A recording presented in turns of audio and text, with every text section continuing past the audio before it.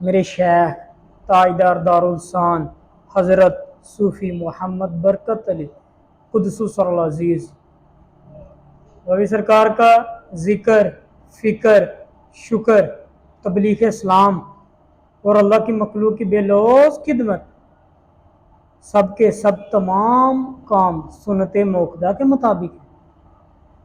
فرمایا ہماری ایک بھی حرکت سنت سے ہٹ کر نہیں، سنت موقدہ کے خلاف نہیں۔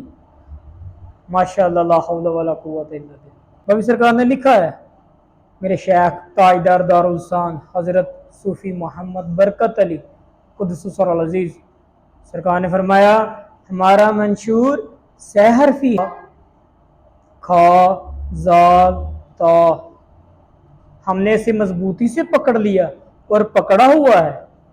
کھا سے مراد خدمت خلق، زال سے مراد ذکر الہی اور تا سے مراد تبلیغ اسلام۔ میرے شیخ حضرت صوفی محمد برکت علی قدس سر العزیز سرکار کے پاس جو بھی سائل آتا ہے، جو بھی راہ گیر آتا ہے، جو بھی اللہ کا فقیر آتا ہے، کبھی کوئی خالی ہاتھ نہیں گیا۔ آپ اسے اس کے مطابق وہ جو مانگنے آتا اسے عطا کرتے، اللہ کے حکم سے عطا کرتے، اللہ کے محبوب صلی اللہ علیہ وسلم کی محبت میں عطا کرتے۔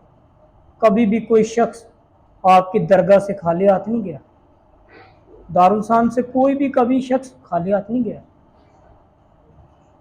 اللہ پاک قرآن کریم میں فرماتا ہے، سورہ بقرہ آیت کا مفہوم ہے اللہ کی راہ میں مال خرچ کرو، نیکی اختیار کرو، یعنی نیکی کرو اور نیکی کا حکم دو، اور اللہ نیکی کرنے والوں سے محبت عطا فرماتا ہے۔